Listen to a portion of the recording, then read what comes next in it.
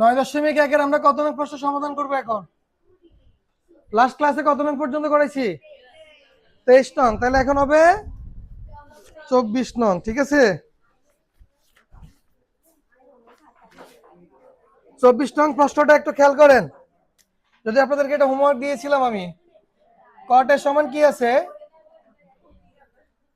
কট এর সমান B by এ। এখন এই ধরনের রাশিগুলো, এই ধরনের প্রশ্নগুলো সমাধান করতে গেলে আমাদেরকে দেখতে হবে যে কি প্রমাণ করতে বলছে বা কিসের মান নির্ণয় করতে বলছে। এখানে বলছে মান নির্ণয় করতে কিসের? A sine A minus B cos এ।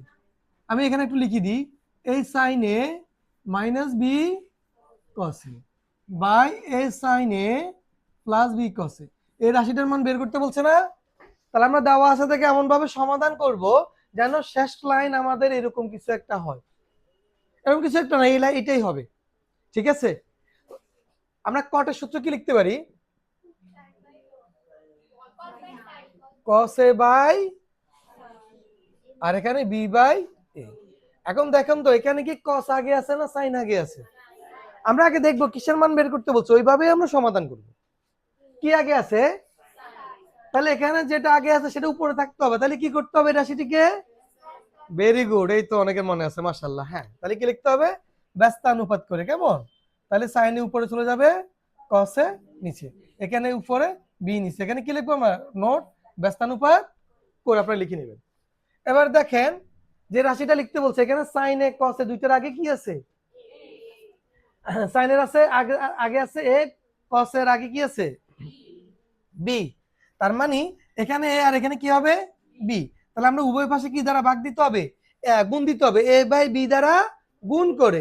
মানে লবের সাথে এ, হরের সাথে বি।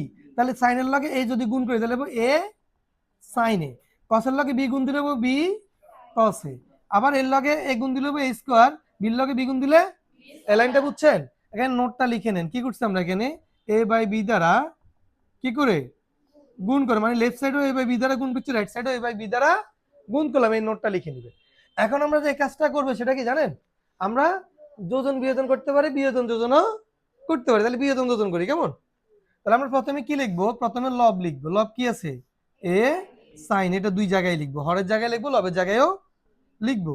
তাহলে এ সাইনে লিখছি, লিখি এই হরটাকে উপরে কি করব? বিয়োগ করব, আর নিচে যোগ করব।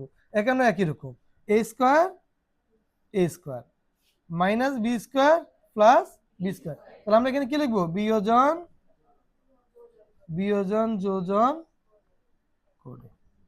রাশি মিলে গেছে নাকি? এ রাশির রাশি মিলছে?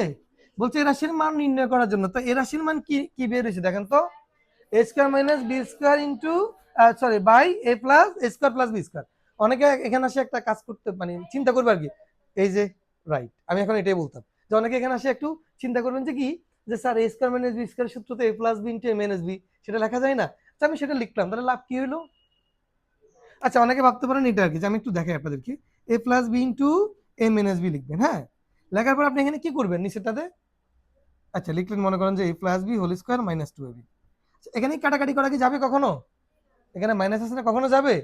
যাবে না। তার মানে নিচের রাশির কোনো উৎপাদক হয় না। তাহলে এটাই আমার, এই অ্যান্সারটা আমার এখানে থাকবে, এটা হবে না, ঠিক আছে? যদি এখানে উৎপাদক করা যেত, এখানে উৎপাদক করা যেত, তখন উৎপাদক করে যদি আমরা আরেকটু লঘিষ্ঠ করতে পারতাম, কি ভগ্নাংশটিকে মানে আরেকটু ছোট করতে পারতাম, তাহলে হইতো। এখন সেটা কি করা যাবে? তার মানে এখানে উত্তরটা শেষ।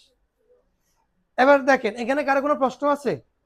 প্রথমে আমরা কটের সূত্র লিখছি, তারপরে বিপরীত রাশি মানে ব্যস্তানুপাত করলাম, এরপরে এই বাই বি দ্বারা গুণ দিলাম, তারপরে বিয়োজন যোজন করলাম। স্টেপগুলো খুব সহজ। আবার বলি, প্রথমে কি করলাম? কটের সূত্র লিখছি, পরে ব্যস্তানুপাত করলাম, এরপরে এ বাই বি দ্বারা গুণ দিলাম, তারপরে বিয়োজন যোজন করলাম, শেষ। স্টেপগুলো মনে থাকবে? দেখেন